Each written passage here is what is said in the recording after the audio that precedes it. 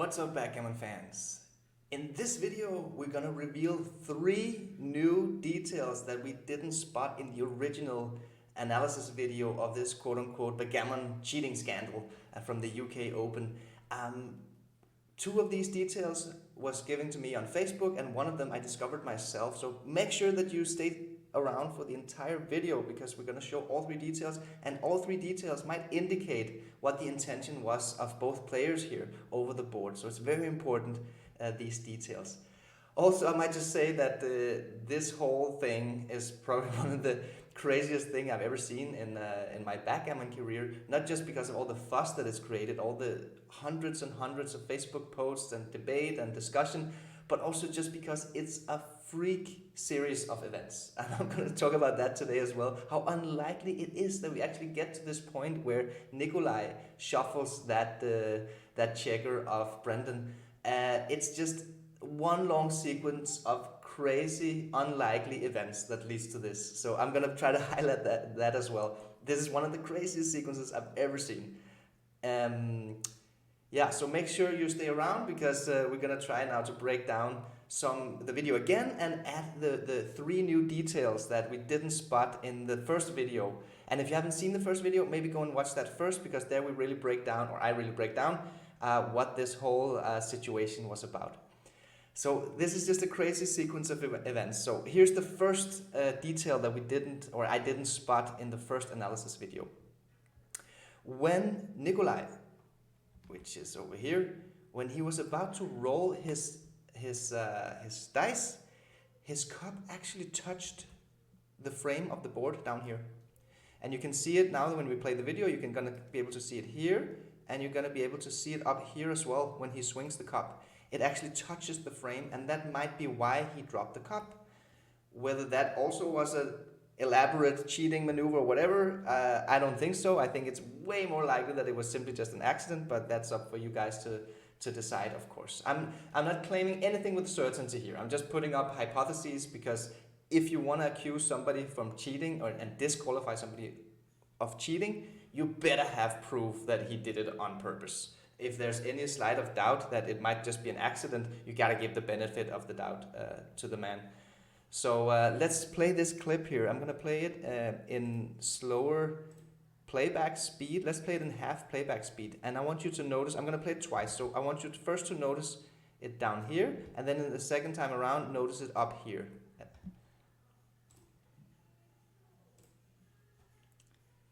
Okay, so here Brendan is moving his move first. By the way, the infamous split here with the back checkers.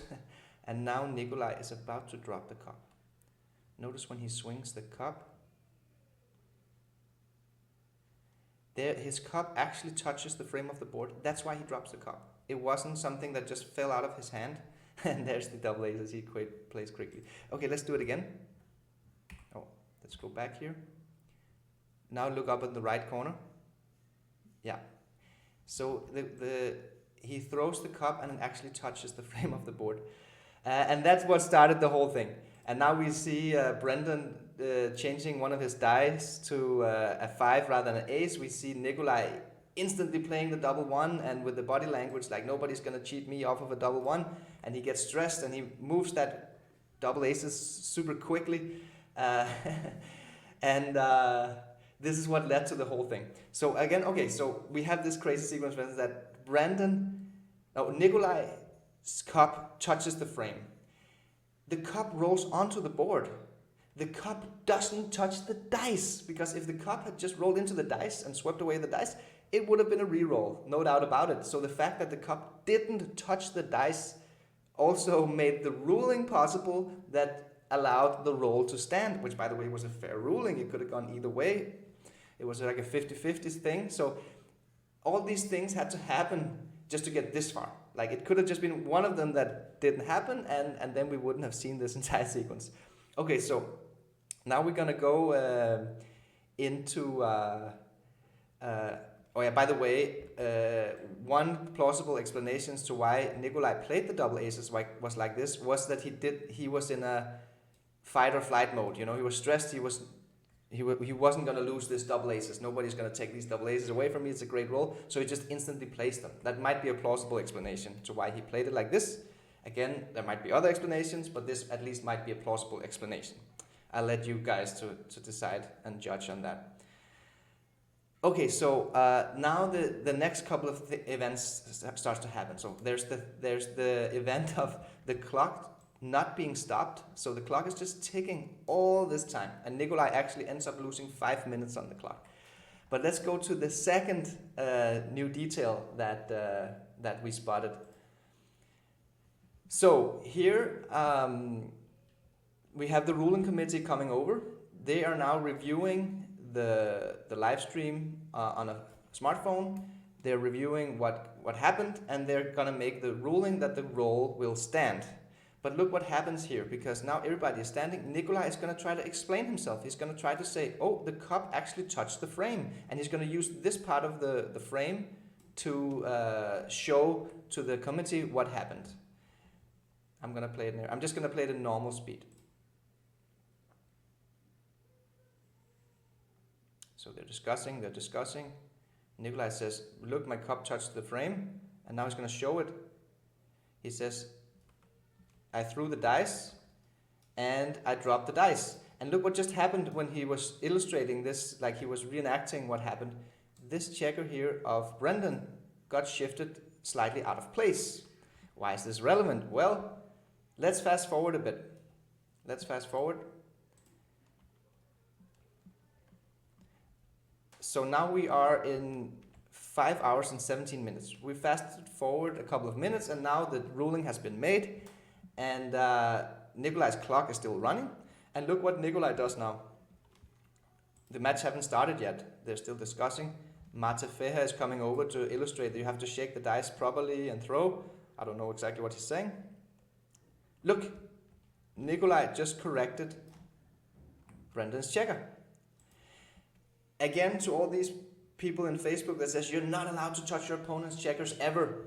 I think this wasn't that bad. You know, if your opponent's checker is out of place, you can put it back like this. No harm done. You know, he's actually providing a service to Brendan, and it was actually himself who accidentally knocked it out of place.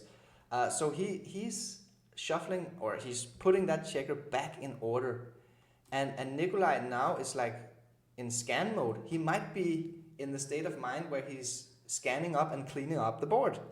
And why is this relevant? Well, it's not that many seconds later, if we keep rolling here, where Nikolai, he's leaning back, he's relaxed, everybody, oh, and there he changes the other checker. It's not that many seconds after. So Nikolai was changed this checker, and it's plausible that he leaned back, scanned the board, and was in a cleanup mode. And he might just do exactly the same with this checker, even though this check was actually not incorrectly positioned. But it's plausible to think that in Brendan's or in Nikolai's mind, the checker was on the ace point, not the deuce point. We talked about this in the last video, why Nikolai might think that, because he played his double aces like this, and you wouldn't do that against split back checkers. So in his mind, it might be that he thought the position was like this. We already talked about that, but anyway, the detail here is that Nikolai was in a scan and clean up mode. I mean, I'm always just speculating here. I don't know with certainty. I'm not making any certain claims. I'm just making plausible explanations, trying to figure out what went through the minds of the players here over the board in this situation, because it's very few seconds we're talking about here. So I think it's relevant because I think it just adds to the credibility of Nikolai not cheating on purpose. He was just deliberately putting a checker back in the position he thought it was in. There's a big difference. That's the whole difference. It's like you have to be able to prove cheating with intent. It's not just the result, because if it's just the result, anybody would have to be disqualified, because all players make illegal moves by accident. Then you can get into the discussion, is there a distinction between touching your opponent's checkers, touching your own checkers? And Jacek on Facebook came up with another term, because it's not an illegal move, but maybe it's an illegal repositioning or something like this. Whether that's worse, like some people suggest that that's a worse offense. I don't know if it's a worse offense. I don't know what set of principles you would need to make that value judgment, whether it's a worse offense, because I think rearranging the checker over here, that was not even an offense. You know, that was public service for both players. So yeah, nevertheless, that was the second detail, and now we get into the third detail, and I think the most interesting of the new details that we've spotted here. So now we go back in time a little bit. Not much, not many seconds, just a few seconds back. We're at the situation where the game is about to start. And now I want you guys to look at Brendan. Because Brendan, what's going to happen now is Brendan is apparently the clock handler. And for whatever reason, it's not Nikolai, it's Brendan handling the clock. And there's a couple of things here. First off, Brendan eventually presses Nikolai's clock to begin, which means that Nikolai didn't even confirm this move himself. So technically, Nikolai was not able to replay the double aces. I don't think that's a rule break, because I think this is clearly just because of confusion. Brendan didn't mean to press Nikolai's clock to eliminate his option of changing his move. Well, again, you could say we don't know is it an elaborate cheat? No, it's not. It's clearly just confusion on Brendan's part. Brendan simply just wants to restart the clock because the game has been stopped for more than 5 minutes. But then what happens is, and I want you guys to look closely at the video, Brendan is actually going to realize that Nikolai's clock has been running the whole time. And then Brendan is in the tough spot. Like, you can just imagine, right? It's a high stakes money game here, semi-final in the UK Open, a lot of money at stake. And you figure out all of a sudden that your opponent has just burned 5 minutes on his time bank. And perhaps your opponent has already been a little bit annoying and you really want to beat this guy. And why would you give him that equity of saying it out loud and being quote unquote honest and sportsmanlike? So Brendan is now in that tough spot whether, am I going to tell him that his clock was just running for 5 minutes? Or am I just gonna start the clock and not mention a thing? And I mean, Brendan chooses not to say anything. And I think I might have done the same. I can't really make a big moral judgment there. This is a tough spot. Brendan is not obliged to do it. It's Nikolai's own responsibility to look at his clock. But given the circumstances, it might have been a little bit more fair to say out loud, hey, the clock was actually been running here. But it's a very tough spot for Brendan. And here's the funny thing. In that exact moment that happens for Brendan, you can see his brain computes. That's the exact same second where Nikolai shuffles the board. So let's look at this event here. I'm going to play it back several times. So I want you to notice what's going on over here on the clock. Nikolai presses the play button and assumes that the match is about to start, but then he realizes 1 second later, the clock is paused, which can only be one explanation. The clock was running the whole time and I didn't just start the match, I just paused the clock. So and then he also, by looking back at the watch, the clock, he sees Nikolai's time is now 5 minutes less. So Brendan knows for sure that, I mean, you could say maybe he didn't, but of course he did. But he's in a tough spot. But let me play the video for you guys and you guys can decide on what you guys think.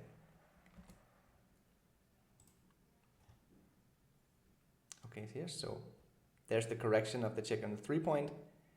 Okay, they're about to start. Brendan puts on his glasses. He goes to the clock for the first time. Starts the clock. Realizes the clock was running. Now he starts it. Good, and then exactly that second we see Nikolai shuffling the checker. Let me play it back again for you guys. We go back. Look now. It's exactly the moment Brendan has just restarted the clock and he's reaching over for the dice here.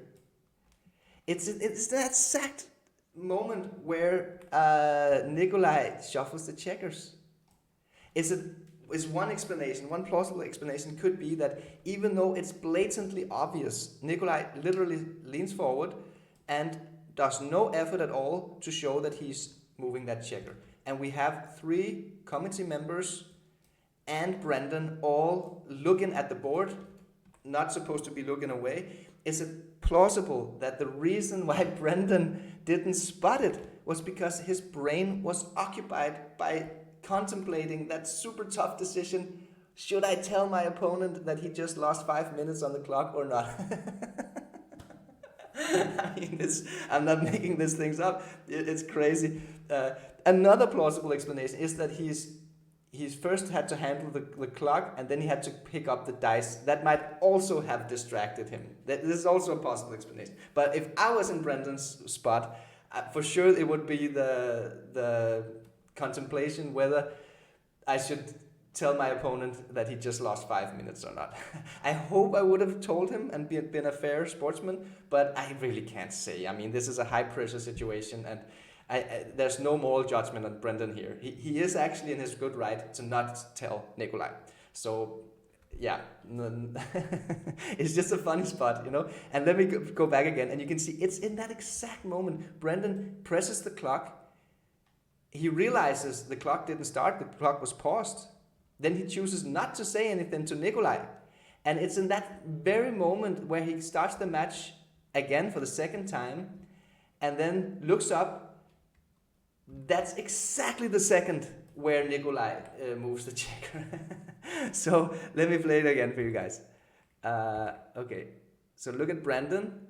You can look at him up here. He's putting on his glasses, and then put your attention to the clock down here. And then also to when exactly the moment Nikolai moves the checker.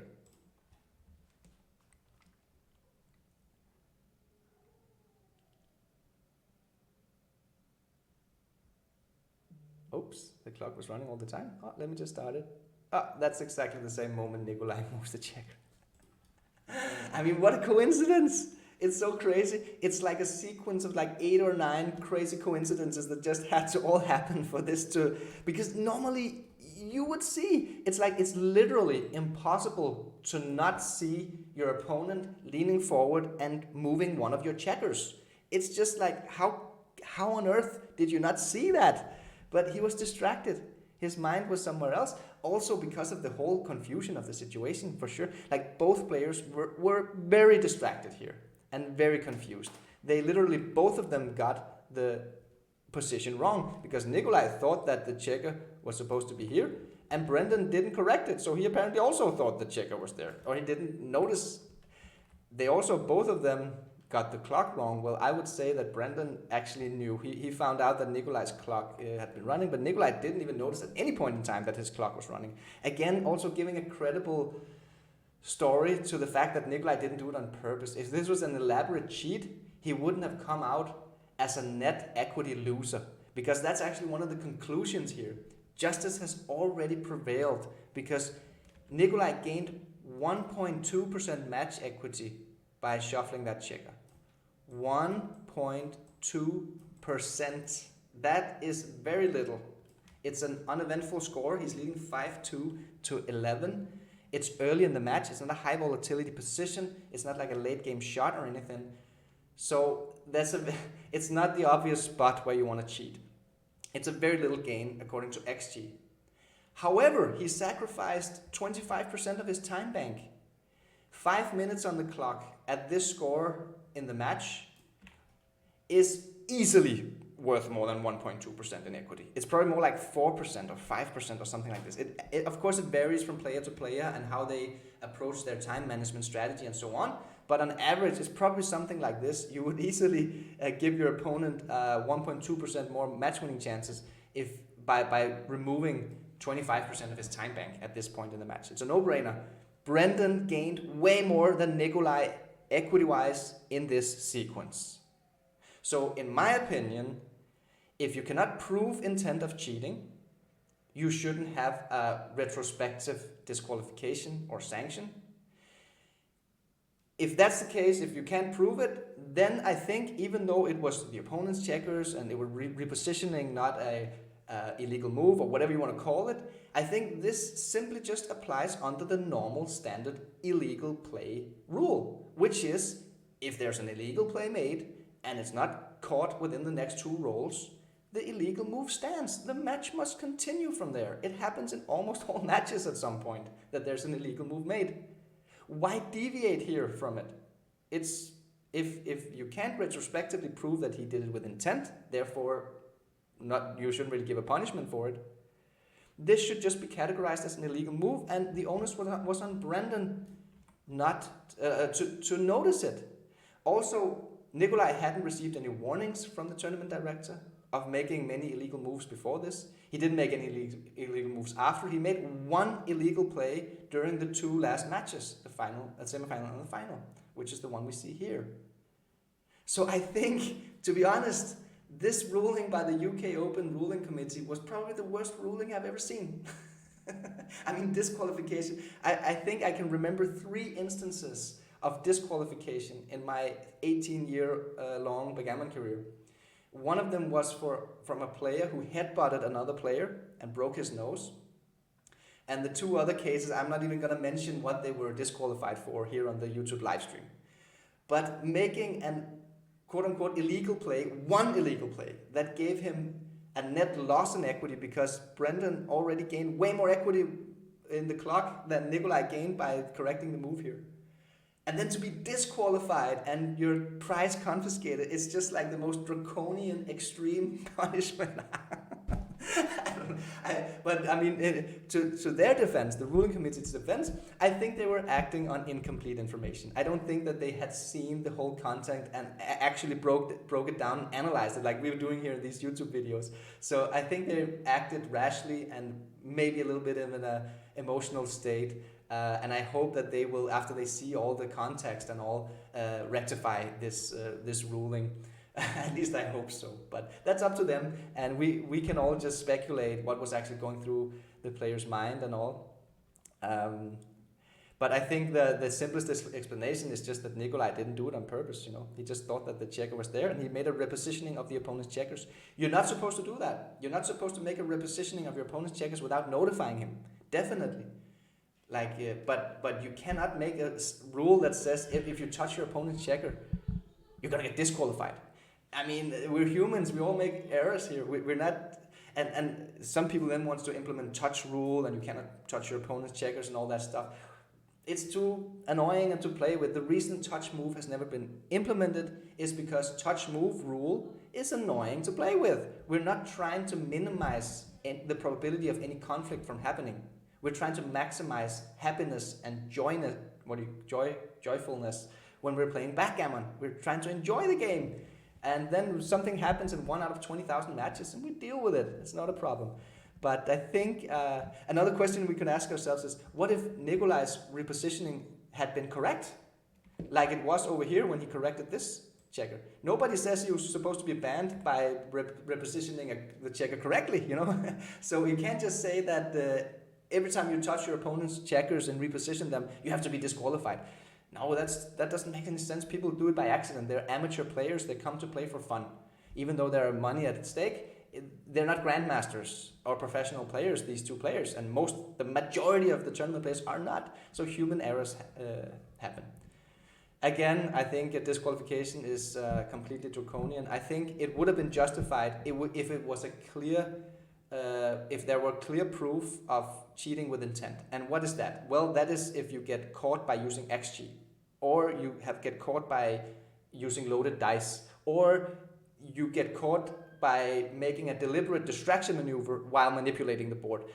It's self-evident what is clear proof of cheating. If it's not clear proof of cheating, and it's not even a repetitive event, you gotta give the guy the benefit of the doubt. Of course, because we all make mistakes. I mean, in my mind, it's a no-brainer. But yeah. Anyway, I hope that I don't know whichever ruling committee is now gonna review the appeal from Nikolai, but I hope that they rectify the ruling. I think justice has already been served. Brendan, who actually also did 2 things. He touched Nikolai's dice, which started the whole confusion, and he changed it to a 5 rather than letting letting it be a double 1, which then stressed Nikolai in order to misplay the double 1. And Brendan didn't tell Nikolai about the 5-minute lost on the clock. I think Brendan also, it's not that he also broke a little bit of rules here. Both of them did, and the net winner equity-wise was Brendan, because he just substituted 1.2% match winning chances, which is nothing, with 5 minutes on Nikolaj's clock, which is way more than 1-2. So I think justice has already been served. And this is just goes in the category of an illegal play. Just move on. They continued playing. The move stands. Brendan was distracted. He didn't see, even though you could say he should have, because he's wearing his glasses. He's looking at the board. He didn't see Nikolaj shuffling the checker. Fair enough, but what's the big fuss? You know, Nikolaj didn't do it on purpose. He was just doing a repositioning of the board. Of course, Nikolaj broke the rules when he did it. He was not supposed to do it. You were supposed to notify your opponent if you're doing it, and preferably not even touch them at all. But he's a human being, and like all of us, he also makes this kind of mistakes.